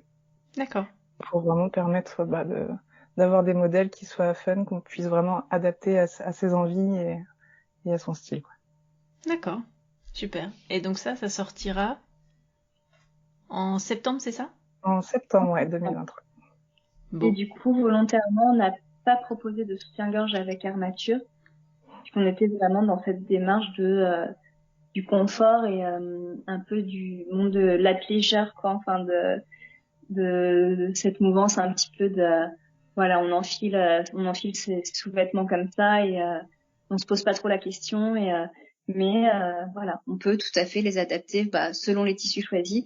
Ce sera complètement différent au final parce que déjà les couleurs peuvent changer complètement un modèle, mais l'association des matières tout autant. Donc voilà, on espère en tout cas que les modèles plairont aux lectrices autant qu'ils nous plaisent à nous, parce que ils sont presque, c'est des basiques au final, ouais. Mais hyper simple à porter au quotidien. C'est vraiment, là pour le coup, on est vraiment dans la lingerie du quotidien, dans dans le plus basique de ce que ça peut vouloir dire. Et il y a aussi une culotte menstruelle du coup dedans, puisque ça fait partie du quotidien de nombreuses femmes encore. Donc c'est voilà, ça. Bon, super. Donc on suit ça sur votre compte Instagram pour savoir quand est-ce que vous aurez les premiers visuels, les premiers livres et de quoi et quand acheter quand ça sortira. Est-ce que Paloma, tu nous disais une passion pour les armatures, je repense aux deux premiers épisodes de ma petite série lingerie. C'est un sujet qu'on a pas mal évoqué et je pense qu'en effet en lingerie c'est la partie technique qui peut effrayer le plus ou qui peut questionner le plus. Est-ce que tu peux nous dire toi comment tu envisages ça et comment tu partages avec joie sur le sujet, si j'ai envie de dire. C'est vrai que quand j'ai du coup, parce que j'ai fait S-Mode du coup et j'avais pris la spécialisation lingerie justement parce que c'était la spécialisation qui me semblait la plus technique et que oui, j'entends bien que ça puisse faire peur, mais moi c'était justement ce que je trouvais le plus passionnant, de dire oh là là, ça va être génial. Ça a l'air compliqué, c'est parfait. Et les armatures, je trouve que c'est fou parce que en fait, je me rappelle d'une intervention d'Art Martin, donc c'est un fournisseur d'armatures, qui était venu nous voir à l'école et la première question qu'il nous avait posée, comme quoi il avait fait une très bonne intro puisque je me rappelle, il nous avait demandé à quoi sert une armature. Très bonne accroche. C'est vrai que quand on apprend à parler en public, apparemment l'accroche est très importante et commencer par une question, c'est une bonne chose. Et bien la preuve que ça marche, je m'en rappelle. Et du coup, tout le monde avait répondu à apporter du maintien. Ils avaient dit pas nécessairement, puisque effectivement, quand on regarde les brassières de sport, il y a pas nécessairement d'armature. Et pour autant, c'est pour faire du sport, donc c'est pour faire, pour bouger encore plus que dans la vie quotidienne, donc où on a besoin d'autant plus de maintien que dans la vie quotidienne, j'ai envie de dire. Mais l'armature, en fait, ça apporte surtout un galbe quelque part. Donc c'est ce qui va un peu façonner la poitrine de la personne, et c'est ce qui va faire parfois que quand elle va se regarder dans le miroir, parce que malgré tout, on a ce côté c'est joli, le rond est beau, la poitrine est recentrée, et c'est ce que on nous a appris à trouver joli en tout cas. Oui. Plutôt qu'une poitrine naturelle. Et dans l'armature, il y avait tout ça. Et en fait, en étudiant les armatures, du coup, chez Chantel, et en continuant avec des modélistes plus expérimentés, c'était de découvrir que selon les tailles, du coup, il y a des diamètres différents. Parce que en fait, quand on développe une coque, je crois que le carrousel est déjà passé là-dessus, il me semble. Parce que du coup, j'ai programmé des choses, mais je sais plus ce qui est déjà passé. Je crois que j'ai vu quelque chose passer. En fait, il faut imaginer en gros un cône. Et sur ce cône, il va y avoir les différentes profondeurs de bonnet.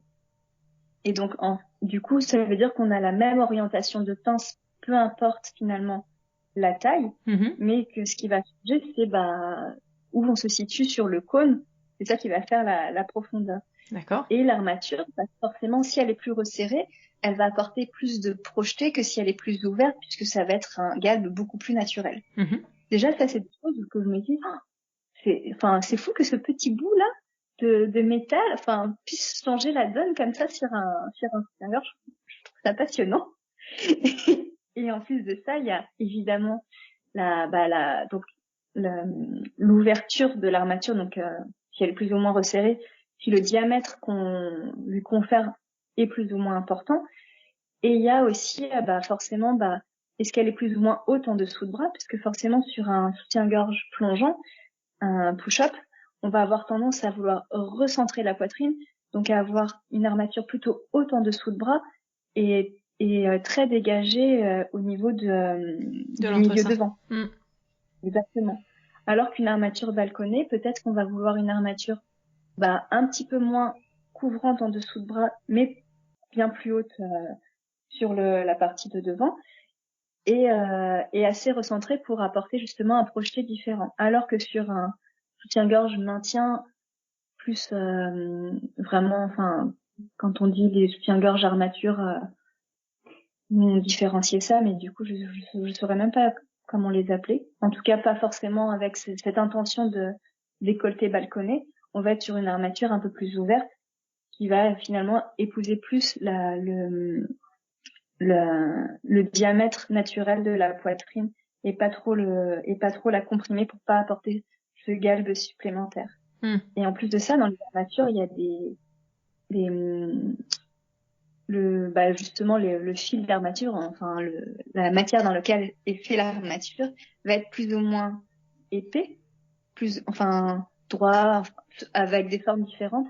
Et toutes ces formes en fait vont se comporter différemment. D'accord. Et ça va être plus ou moins rigide.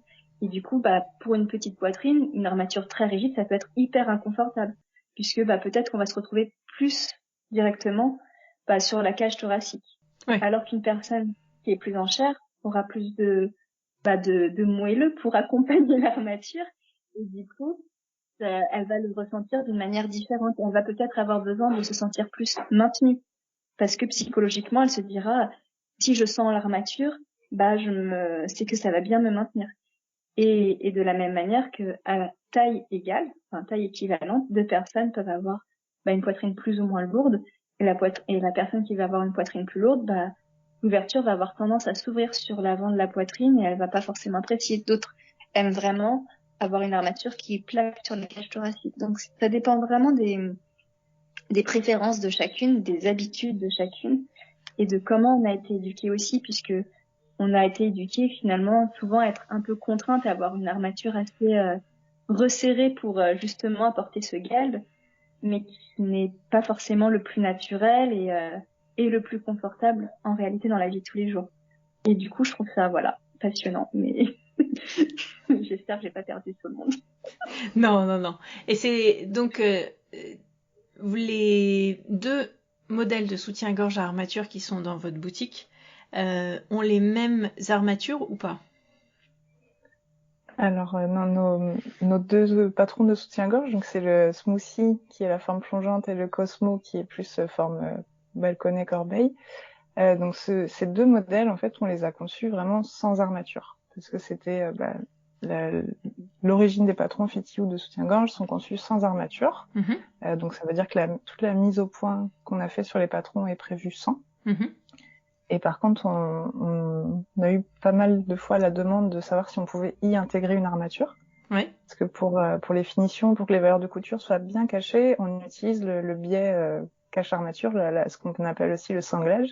Donc ce qui fait une finition très propre, même quand on ne porte pas d'armature dedans. D'accord. Et donc on a permis l'option en fait de pouvoir rajouter ou non une armature. Donc ce qui fait qu'avec ces patrons-là, sur notre site, on peut trouver en téléchargement libre la forme de l'armature qui correspond au mieux selon la taille. Très bien. Donc il est possible de rajouter en s'aidant de ce dessin-là, donc soit en regardant des armatures de ces soutiens-gorge qu'on ne porte plus et qu'on a dans le placard par exemple. On peut comparer ces armatures avec les dessins et faire les essayages dans le bonnet, dans le cache-armature. Par contre, à savoir que vu que ces patrons sont conçus sans armature, si on en rajoute une, il faut peut-être rajouter un petit peu de profondeur sur le bonnet. Oui. Parce que vu que l'armature a un petit volume supplémentaire, ça peut en enlever aussi sur le bonnet. D'accord. Donc ils ont été pensés sans armature. Et est-ce que vous avez envie de proposer un projet à venir réfléchi avec? C'est un travail qui est en cours. Alors, le modèle smoothie, c'est un modèle plongeant, donc c'est vrai que le fait qu'il n'y ait pas d'armature, ça se ressent quelque part moins que le modèle Cosmo dans la mise au point, puisque le modèle Cosmo, forcément, vu qu'il monte plus haut sur la poitrine et qu'il est conçu sans armature, il ne plaque pas sur la cage thoracique. D'accord. C'est normal, c'est voulu. Et le fait de l'avoir étudié sans armature, au final, la mise au point, le bien aller, se comporte différemment que si l'armature avait été intégrée dès le départ. Et du coup, on a vraiment cette volonté, on se rend bien compte que finalement, la majorité des clients qui veulent coudre le modèle Cosmo, donc le modèle le plus couvrant, elles le font avec une armature, surtout dans les plus grandes tailles finalement. Donc là, on est en pleine recherche d'armatures qui pourraient correspondre, mais du coup, ça veut dire trouver les armatures pour chaque taille, avec la bonne rigidité pour chaque taille, et dans des quantités pas astronomiques pour nous, sinon c'est compliqué. Mais l'idée, c'est vraiment ça, et peut-être du coup, à l'avenir, que ce modèle-là n'existera plus et qu'on le remplacera par un modèle avec armature. Ouais. Pour éviter toute confusion, parce que c'est vrai que en croquis, on se dit oui, mais les clientes elles vont jamais comprendre pourquoi c'est le même dessin, il y en a un avec armature, l'autre sans, qu'est-ce que ça change? En fait, la mise au point n'est pas la même, et ça se ressent encore plus dans les plus grandes profondeurs, puisque le poids de la poitrine n'est pas le même, et du coup ça se comporte complètement différemment. Ouais. Donc c'est un projet. Mais vu que là, du coup, il y a notre maillot de bain qui va sortir là au mois de mai, que le livre sort en septembre. Le temps, c'est ça? Voilà. Le projet est en tête. À nous de faire les petits croquis, de faire les essais et de sourcer les armatures. Parce que pareil, on veut, si on propose un soutien-gorge vraiment conçu avec armature dès le début, on veut proposer vraiment les armatures qui vont bien, et puis et l'avoir vraiment travaillé de A à Z avec cette structure-là. Ouais. Et aujourd'hui, une paire, parce que ça va souvent en deux, une paire d'armatures en mercerie, on paye ça combien, moi, si je vais acheter ça? C'est une très bonne question. D'accord. Non, c'était pour savoir un petit peu. Eh bien, nous n'avons pas la réponse. Donc, suspense, quand vous en aurez dans votre boutique, on saura. Et puis, la problématique qu'il y a en mercerie, c'est que de toute façon, il n'y aura pas toutes les tailles. Ouais. Donc, il y a les tailles qui sont considérées comme standards, mais comme donc ça va correspondre peut-être à un bonnet B, C, voire D. Mais souvent, en fait, il n'y a pas les bonnets les plus profonds n'existent pas. Et après, je crois que sur Mercerie Express, sur Ascol, il doit y avoir des armatures, mais je sais pas jusqu'où ils vont. Ils ont plusieurs tailles, c'est sûr. Mais voilà, là l'idée ce serait de vraiment proposer l'armature sur notre site. C'est plus pour assurer que elle correspond parfaitement à la mise au point qu'on aura fait, et que il y aura pas d'ajustement à faire sur la taille de l'armature, sur sa forme. Ce sera vraiment adapté au patron, et que toutes les tailles du patron auront leur armature, et il y aura pas besoin de chercher, de se dire ou de tâtonner, parce que c'est du temps aussi, et on sait que même si la couture lingerie est un plaisir pour la majorité de celles qui cousent, la recherche de fournitures et de matières, ça peut parfois être laborieux, et du coup, si on peut proposer quelque chose qui simplifie la donne, on est là. Allons-y. J'avais envie de revenir sur l'inclusivité qui était quelque part normale ou évidente dans votre démarche. Vous avez participé à un projet qui s'appelle Bulle de mode, avec une fille qui s'appelle Élise, princesse courageuse. Et vous avez aussi proposé sur votre site l'adaptation d'un de vos soutiens-gorge ou d'une brassière pour rajouter des prothèses pour les personnes qui ont une mastectomie. À quel moment vous avez... c'est des rencontres qu'on fait ça, ou c'est des choses qui étaient importantes pour vous dès le début? Comment ça s'est fait? Ça a commencé par l'article de blog d'abord sur la petite brassière Cherry Lada, Ouais. C'était dans le cadre surtout d'Octobre Rose. C'est vrai qu'on est toutes sensibilisées en tant que femmes au mois d'octobre et à la sensibilisation au cancer du sein. Donc on s'était dit que c'était la force de coudre soi-même, c'est vraiment de pouvoir adapter ses modèles cousus à soi, à sa morphologie, à ses besoins. Donc on s'est dit que c'était important de pouvoir le proposer. Donc là c'est vraiment un hack du patron qui est disponible sur le site et on vous donne les pistes pour pouvoir transformer le patron et après c'est à vous de tenter, de voir et nous faire vos retours aussi une fois quand c'est cousu. C'est vrai qu'on aime bien avoir les retours pour voir si on peut rajouter des informations utiles. Mm-hmm. Et le projet Bulle de mode, ça part en fait d'une expérience personnelle. J'ai perdu mon petit neveu suite à plusieurs années de lutte contre un cancer pédiatrique. Mm-hmm. Et donc il a eu pas mal de traitements pendant 7 ans à l'hôpital, où les vêtements suite au traitement de chimio étaient vraiment agressifs sur la peau. Ouais. C'était plutôt gênant et c'est vrai qu'il y a plusieurs familles qui ont du mal à habiller les enfants parce que c'est un public jeune qui n'est pas encore autonome selon l'âge pour s'habiller, se déshabiller. Et en fait, dans ce parcours, j'ai rencontré une femme qui s'appelle Vanessa, qui est la maman de la petite Élise qui nous a quittés il y a quelques années également. Et Vanessa, en fait, a appris pendant le parcours de soins de sa fille, elle a appris à coudre pour créer des ouvertures sur les t-shirts parce qu'elle avait du mal à faire passer la tête de sa fille dans les t-shirts. C'était vraiment une gêne et c'était sa petite fille perdait en dignité en fait. Ouais. Dans son parcours de soins. Donc elle a appris sur sa machine, elle a appris elle-même à rajouter des boutons pression, à faire des ouvertures. Et aujourd'hui, plusieurs années après, elle continue en fait, Élise a créé une association il y a quelques années.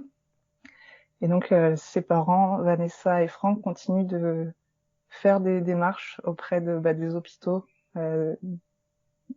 qui soignent les cancers pédiatriques pour justement amener une bulle de mode à l'hôpital. Ouais.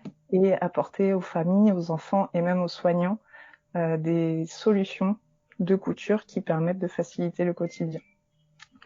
Et donc c'est cette rencontre personnelle qui est amenée dans la participation à ce projet.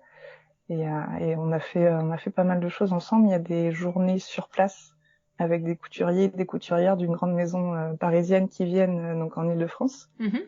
La journée, on adapte des vêtements sur place ou alors c'est de la customisation. Ouais. Même sur des accessoires, des vêtements, les enfants choisissent et repartent avec leurs vêtements à eux 100% uniques.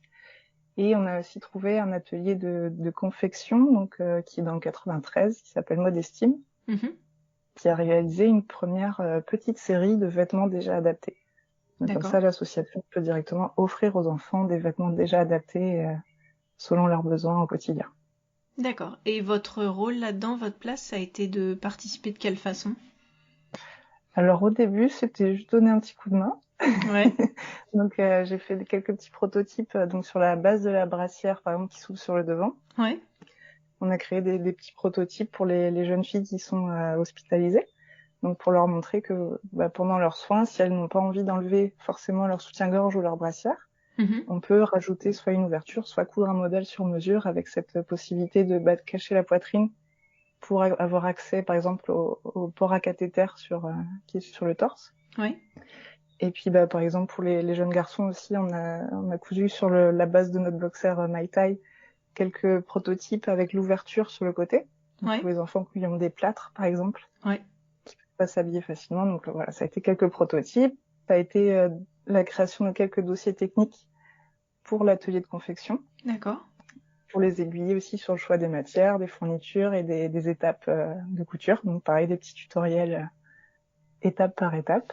Ouais. Et comme ça, c'est en apportant plusieurs petites pierres textiles professionnelles dans le monde de l'associatif et tout ça pour que les enfants, les familles puissent aussi gagner en dignité, gagner en autonomie et rester confortable en fait au quotidien.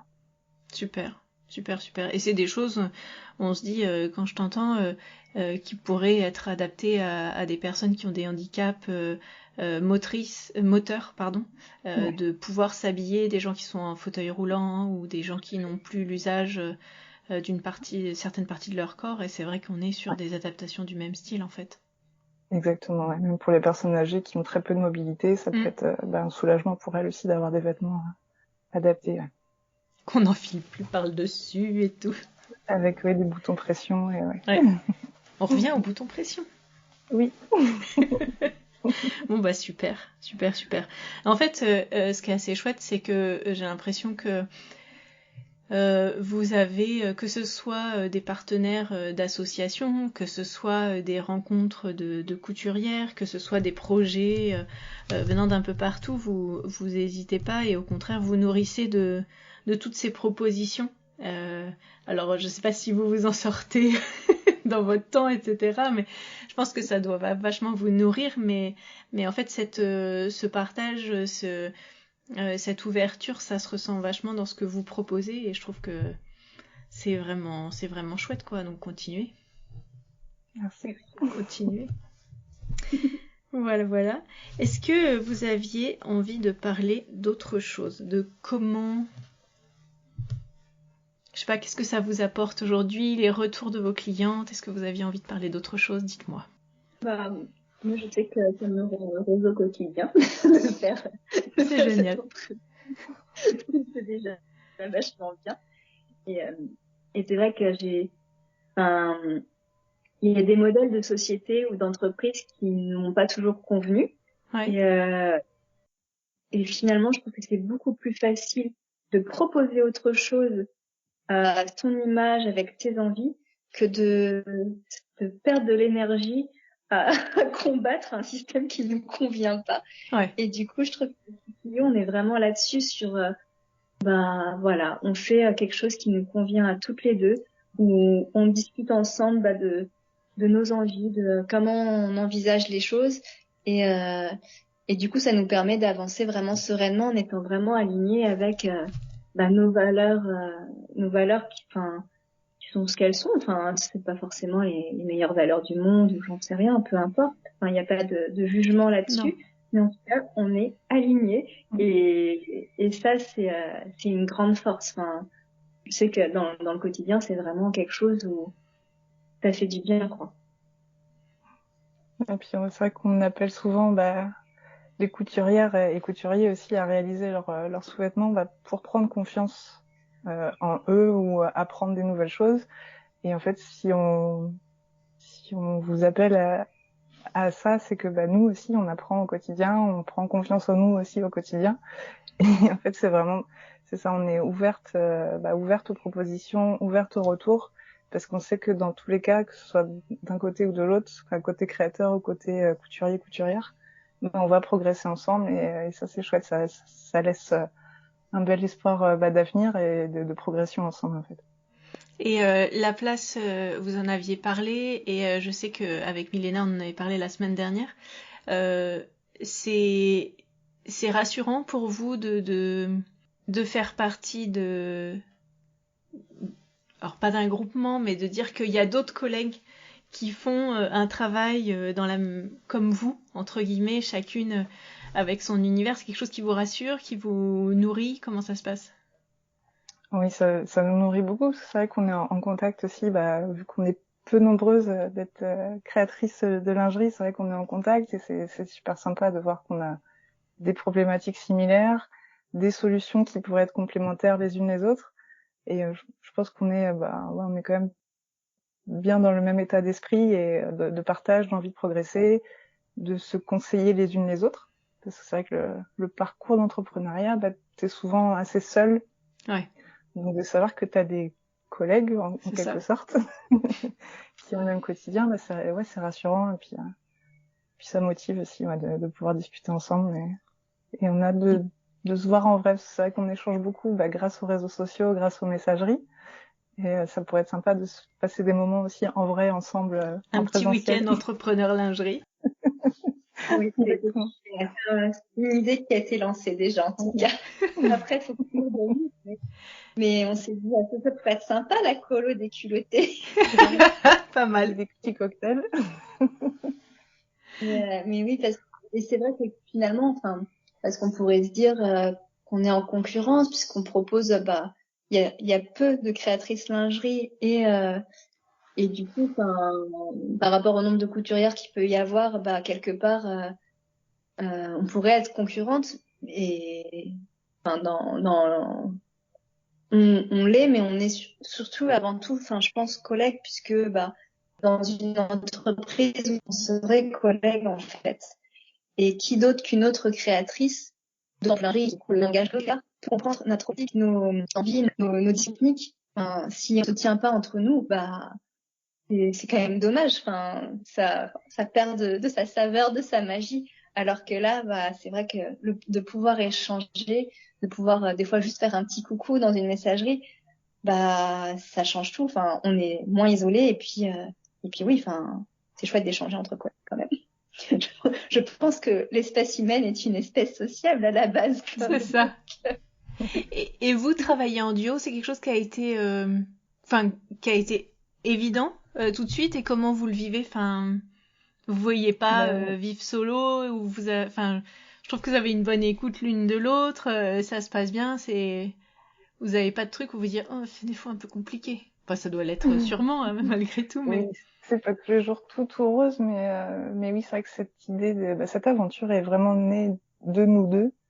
Elle a grandi avec nous deux jusqu'à aujourd'hui, et c'est vrai qu'on a toujours cette envie et cette écoute, parce que des fois on n'a pas forcément le même point de vue, pas forcément les mêmes envies, les mêmes idées, mais le tout c'est que on a beaucoup de respect l'une pour l'autre et d'écoute l'une envers l'autre, donc on arrive aussi à trouver le bon équilibre pour que chacune puisse s'épanouir. Et c'est vrai que notre devise, nous en tant qu'entrepreneurs depuis le début, c'est on y va, mais chacune a son rythme, quoi.